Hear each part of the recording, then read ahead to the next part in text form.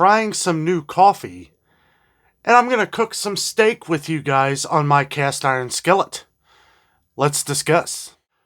Good afternoon, everyone. Welcome back to another coffee rant with Danno. This is going to be a happy rant. We're ranting, but it's going to be all good here because I have all good things to talk about. First, the new coffee that we are trying today is the Tim Hortons Original Brew.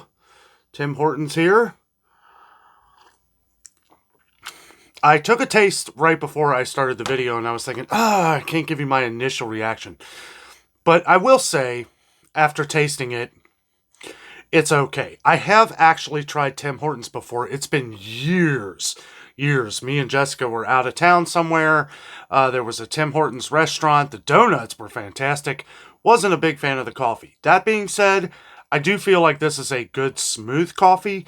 It was on sale today at Meijer. Also, if you're new to the channel, don't forget to subscribe so that you get all of our videos in the morning time as well as we visit a lot of different grocery stores to help try and save you guys money. It's okay. It's smooth.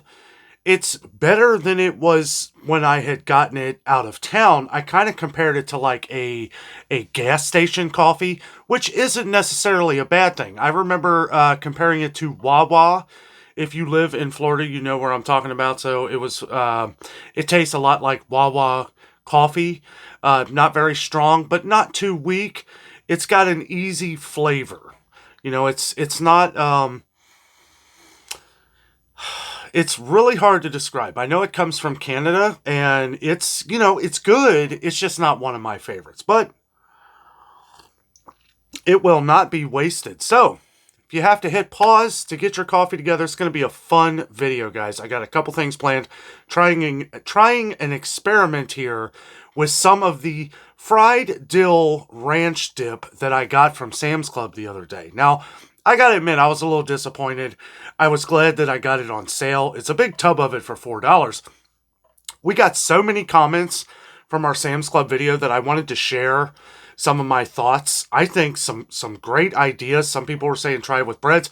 There was actually someone who had said that the first couple times they tried it, they didn't really care for it either, but they were kind of in the same boat that I was. Like, well, I bought it. And as you ate more and more of it, you started to like it. Some people were saying mix it up real good. I did mix it up, and I haven't tried it again since I did, but I wanted to show you here. My little thought was a salami roll-up, which I'll try here in just a second, but I want to talk about where I got the salami. So I was on my way to the meat market, a local meat market that me and Jessica shop at for pretty much all of our meats. I wanted to pick up a couple good fresh steaks. We're going to show that here later in the video. Got my cast iron skillet out. Some people were wanting me to do a video on that, so I'm going to show you the simplest way that I know to cook a steak on cast iron. It's a lot more simple than I think people know or realize. But I'm going to try this here. I thought salami roll up with the dill ranch dressing. The one issue that I had was that it's not enough ranch. Some people were saying put a packet of ranch in it, which I may still do, but I'm going to give this a shot. I've already tried the salami. This is the Sterling salami. Got it nice, thin cut. We should all support our local butchers and local meat markets, guys. I mean, really, if we're going to pay skyrocketing prices in these grocery stores, you know, I paid the same price for 2 ribeyes, maybe a little less than what I would have paid for them at Kroger. So, and it's much better quality meat, which I'll show you here in a couple minutes.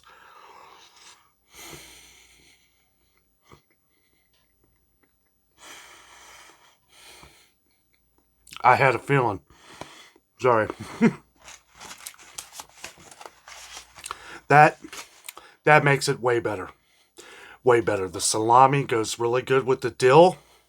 I can actually taste a little bit of the ranch in that. I'm actually thinking, when I was stirring it up before, I could actually smell a little bit of the ranch. And I was like, thank goodness, because I was like, I could not smell any ranch before. Wow, that is pretty good. I'm really hungry, too. I haven't eaten, so.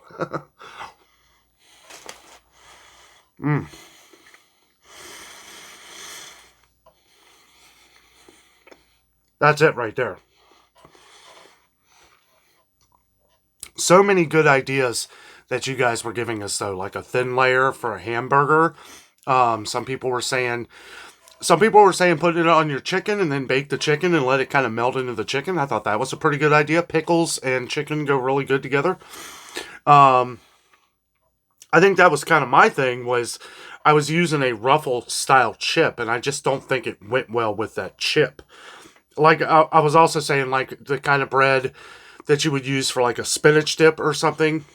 I feel like that would be good with this, but the salami kind of offsets some of that dill a little bit. I think it's pretty good. Sorry, had a little piece hung there. You know, this is okay coffee. I'm not gonna say it's great. I did get the Keurig pods, so it could be a little weaker than if I was to get the ground. Usually when I try coffees, I get the bag of coffee so that I can add what I usually like to add in it. That might be any of you Tim Hortons fans out there, which I know there's a few of you on the channel here. Let me know if that's what I'm missing here. It tastes very weak. It's, you know, it's not weak, but flavorful. Does that make sense? Like, it's got a good flavor. I just don't feel like it says medium roast, but it doesn't taste like a medium roast. Does that make sense? I don't know. I know I said at the beginning of the video it wasn't that weak, but the more I get at it here, it does taste like a weaker coffee. But I understand a lot of people like it, to each his own. That's just my opinion. And again, it could be because it's a Keurig pod, not much coffee in there. But I wanted it to be quick for this video, trying to get out some new things, show some new things, but we were going to get into making these steaks. I'm going to tell you right now how I do it. I don't know how I'm going to be able to film it. I'm going to do my best, but I have a pretty decent sized cast iron skillet. I use about that much, about an inch around, an inch, like a square, and I'll show you of the Kerrygold butter. I love using the Kerrygold butter for things like this. It's amazing. It's got the right amount of salt content in the butter. And then I preheat the cast iron skillet, and I put it on in between a medium to a medium high, which I'll show you here in the video, but I just want to describe it a little bit, so in case I miss anything, here we have it. But I don't want this to be a very long video either. Excuse me.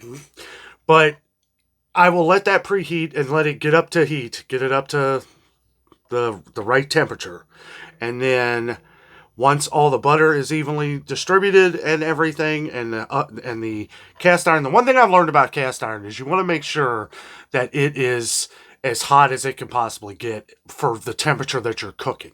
You want it to get up to temperature before you start cooking, because if you don't, then the meat is going to stick to the pan and it makes it very hard to cook. So you just want to make sure that the pan, the cast iron skillet, is at temperature of what you're cooking. Also, little secret of mine, I always, and I don't know, I mean, I'm sure I've heard this somewhere before, so I can't take credit for it, but I always let my steaks get to room temperature before I cook them. I think that if you put them right from the fridge to the skillet, it kind of like startles the meat a little bit. I don't know how else to say that.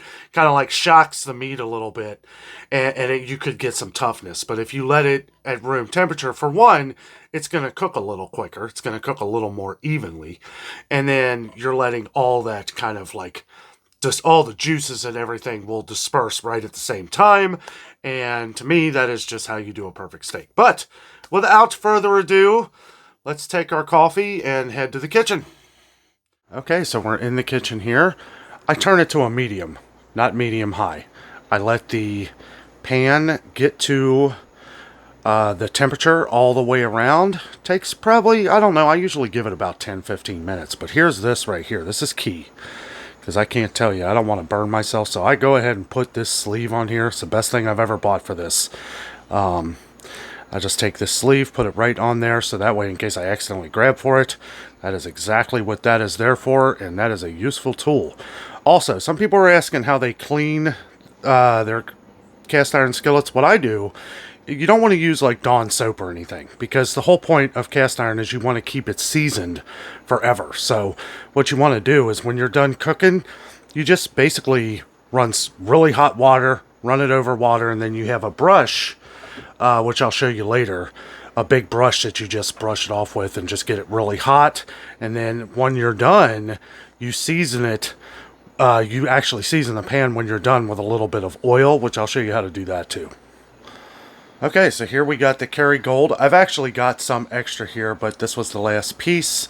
So I wanted to show about the size that I use here. Pretty nice size chunk. Again, we have really just started this. But as you can see, it's starting to heat up a little bit. And just move that around. Be careful, use a fork. This really isn't the smartest way to do that. But you can just let it kind of sizzle down, but just keep it on medium. We're going to be cooking 2 ribeyes on here. And then once that's down and the temperature is all even, probably give it another 7 or 8 minutes, and then we'll throw the steaks on. Okay, so we're about ready for the steak. We're going to throw on some Del Monte peas. Put that in here. The good stuff. Again, I get these at Sam's Club. They're just a little over like $1.05 a can. $1.05, might be $1.10 now. Who knows? Everything goes up every day, but still right around $1 a can. Put that on medium. On the rear burner here, our stove is kind of funny, so got that there. And as you see here, all the butter is melted and ready to go. Okay, so it's been probably a total of 10 minutes. That burning you're seeing is just some of the butter still burning off here. Throw these. These are about 3/4 of an inch thick.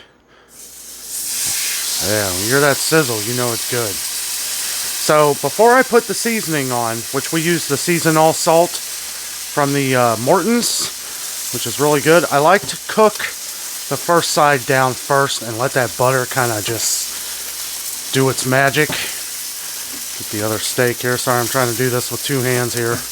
Or 1 hand. Get this edge here. There it is. Look at that.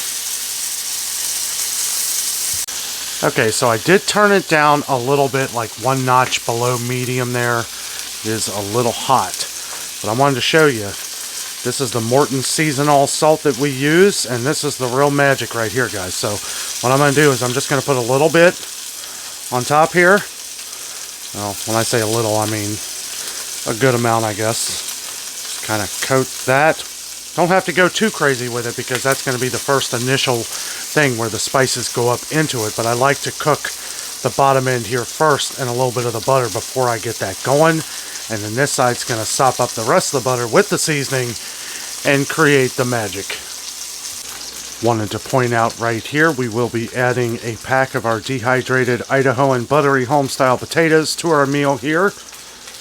Really good stuff.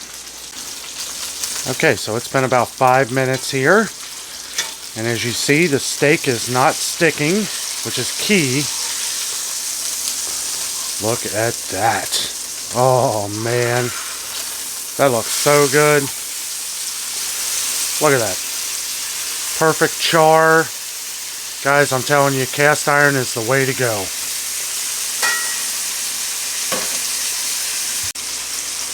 Now that we have flipped the steak, put a little bit more, not as much we did the first time, just a little bit more of the Season All salt. That is good right there. Might have put a little bit too much on that one, but it'll still be fantastic. And here is the finished product. Here's the potatoes here, by the way. Got those all mashed up. This one's Jessica's right here. She's going to take a bite. Let us know what she thinks. Okay, now the first taste test. What do you think? It's great. Is it? Yeah. Can you taste the Season All in it? Mm-hmm. Mostly butter. Yeah. Well, that's key. That's good. Awesome. Okay, so for cleanup here, I'm just going to explain what I do here. First, right after dinner, which we just ate, and it was fantastic, by the way, you can see all this here. The butter also helps with the cleanup. If you use like a paper towel or something, most of it should easily come out. If not, they do sell like a small, like little plastic like sheath that you can kind of get it, but you don't need to do that. All you need to do is once you get out most of it, is don't wait too long after dinner to start cleaning it though. Just get it all out with either a paper towel or something, and then run it under hot water constantly. Get the water as hot as you can, and then you're going to take this brush. This is a Lodge brush right here. Some people use like the stainless steel stuff, but I don't do that. This is really easy to do. You just run it under really hot water, and then you don't even have to scrub it hard. Just lightly do this here, and then you're good to go, and just keep doing that till it's clean. You might have to take like a paper towel and kind of scrape little pieces with your finger or something. We don't have that little plastic sheath thing. I don't think we really need it. But as long as you just run it under hot water and just keep running this in circles and going back and forth, after about 4 or 5 minutes, it'll all be clean. And after that step, you want to take a paper towel or something that can soak in a little bit of cooking oil. Any kind of oil, olive oil or vegetable oil. We use one or the other, but I take a paper towel and then I just kind of hold it over the container of the oil and then just kind of do that. And then I just go all the way around on the inside of the pan. Right, you kind of just, it doesn't need to be caked with oil, just a light. And this is after it's all done, clean, dried off, everything. But you want to do that because you keep the seasoning going in the cast iron skillet. And that will make sure it lasts for years to come. And I can't stress this enough. Do not use any kind of dish soap. Another reason why you want to bring cast iron, it's kind of like a grill. Look at it like a grill. Okay, like when you put it on the stove, make sure you get it up to a hot temperature, and that'll take care of all the other bacteria, if there is any. But the hot water and that, you can wash the brush. Just make sure that the brush is really dry, and then after you wash it with like Dawn or something, wash it again like before you use it to clean, to make sure that all of that is off of there. Now, this is my first cast iron skillet. I never used cast iron till this one, but I know a guy who is a pro. He collects cast iron skillets. He told me exactly what to do. He only cooks with butter, and I have done the same. Any thoughts, any ways that you like to cook with your cast iron? Let us know down in the comments. We welcome all different opinions and recipes and all different kinds of things. This was a really fun video. I love cooking steak on my cast iron. It's hard for me to even use the grill anymore because cast iron is just so awesome. It really packs flavor. After a while, you do start to taste all the different seasonings from everything you've ever cooked in a cast iron skillet. It's pretty amazing. Another reason why you don't want to use like Dawn soap or something like that, because you're basically, you're going to have that all mixed in throughout, and you don't want that kind of taste in it. Well, guys, that does it with this coffee talk, I'll say. I won't say coffee rant, even though we ranted a little bit about the Tim Hortons. Not my favorite. I understand it is for some people, so, to each his own. Just not one of my favorite coffees. I will finish it off. Probably won't buy it again for a while. But let me know down in the comments, if you do drink Tim Hortons, did I do the wrong thing? Should I have bought the bag coffee and just add a little more? I could see where if I added a little more coffee, it would probably be a little stronger and maybe taste a little better.